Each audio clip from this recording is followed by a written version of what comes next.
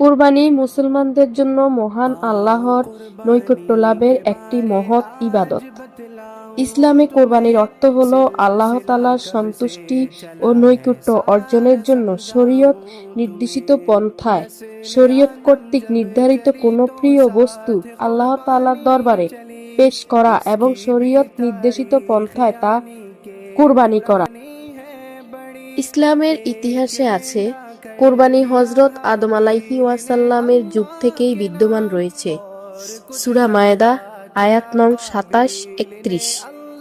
এখানে আদম আলাইহিস সালামের দুই সন্তানের ঝগড়া নিরসনের জন্য আল্লাহ তাআলার পক্ষ থেকে নির্দেশিত কুরবানের বিষয়ে আলোচনা করা হয়েছে। পরবর্তী সকল নবীদের শরীয়তেই কুরবানির বিধান ছিল, তবে প্রত্যেক নবীদের সময় কুরবানির পন্থা ছিল ভিন্ন। সূরা হজ আয়াত 22-34।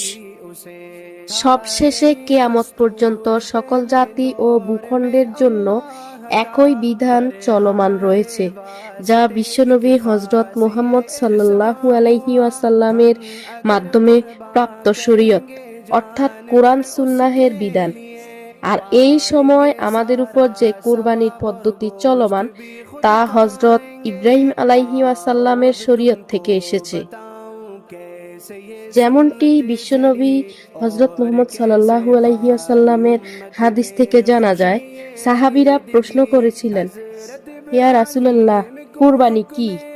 তখন আল্লাহর রাসূল সাল্লাল্লাহু আলাইহি ওয়াসাল্লাম উত্তর দিলেন, ইহা তোমাদের পিতা ইব্রাহিম আলাইহিস ওয়াসাল্লামের সুন্নত। মিশকাত ইবনে মাজাহ, মুসনাদে আহমদ।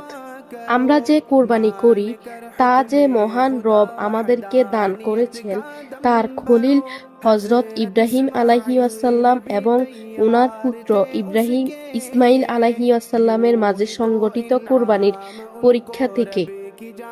সূরা আস-সাফাতে বিস্তারিত বর্ণনা করা হয়েছে। আয়াত নং 105-108। মুসলিমদের জন্য কুরবানি কতটা গুরুত্বপূর্ণ? কুরবানি হলো ইসলামের একটি অত্যন্ত গুরুত্বপূর্ণ ওয়াজিব আমল।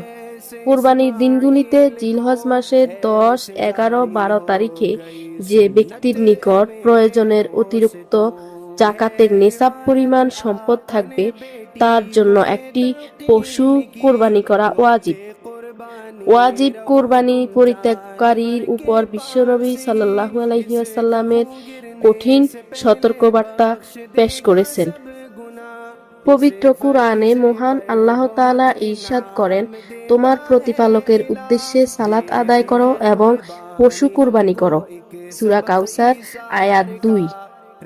পবিত্র হাদিসে বর্ণিত হয়েছে, হে লোক সকল, প্রত্যেক সামর্থ্যবান পরিবারের উপর কুরবানি দেওয়া অপরিহার্য। সুনানে ইবনে মাজাহ হাদিস নং 3125। হযরত আবু হুরায়রা রাদিয়াল্লাহু তাআলা থেকে হযরত রাসূল সাল্লাল্লাহু আলাইহি ওয়াসাল্লাম বলেন, যে ব্যক্তি সামর্থ্য থাকা সত্ত্বেও কুরবানি করে না সে যেন আমাদের ঈদগাহে না আসে। মুসনাদে আহমদ ইবনে মাজাহ হাদিস নং 3123। কুরবানি দাতা পশু কুরবানির মাধ্যমে হযরত ইব্রাহিম আলাইহিস সালাম ও শেষ নবী হযরত মুহাম্মদ সাল্লাল্লাহু আলাইহি ওয়াসাল্লামের প্রতি একটি গুরুত্বপূর্ণ ঐতিহাসিক সুন্নত পালন করতে পারে। যেমন মহান আল্লাহ তাআলা ইরশাদ করেন, আমি মহা কুরবানির মাধ্যমে তাকে মুক্ত করেছি। সূরা আস-সাফাত আয়াত 107। এছাড়াও বান্দা কুরবানির পশুর রক্ত প্রবাহিত করার মাধ্যমে মহান আল্লাহ তাআলার নৈকট্য লাভ করে। পবিত্র কোরআনে আল্লাহ তাআলা ইরশাদ করেন, আল্লাহর নিকট এসব পশুর রক্ত ও গোশত পৌঁছায় না, তার নিকট পৌঁছে তোমাদের তাকওয়া। সূরা হজ আয়াত 37। আল্লাহর রাসূল সাল্লাল্লাহু আলাইহি ওয়াসাল্লাম বর্ণনা করেন, কুরবানির প্রবাহিত রক্ত আল্লাহর নিকট দুটি কুসকুসে কালো ছাগলের চেয়ে প্রিয় ও পবিত্র। বাইহাকি। অন্যান্য হাদিসে তিনি বলেন, কুরবানির দিন পশু জবেহ অর্থাৎ কুরবানি ব্যতীত অন্য কোনো আমল আল্লাহর নিকট অধিক পছন্দনীয় নয়। সুনানে তিরমিজি। তিনি আরো বলেন, যে ব্যক্তি প্রফুল্ল চিত্তে কোরবানি করবে, কিয়ামতের দিন জাহান্নাম ও ওই ব্যক্তির মাঝে প্রতিবন্ধক হয়ে দাঁড়াবে এই কোরবানি। আসসুনানুল কুবরা লিল বাইহাকি, তাবরানী। কুরবানির পশুর প্রতিটি পশমের বিনিময়ে একটি করে নেকি পাওয়া যায়। মিশকাত।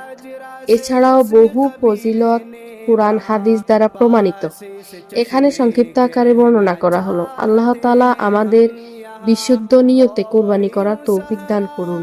আমিন।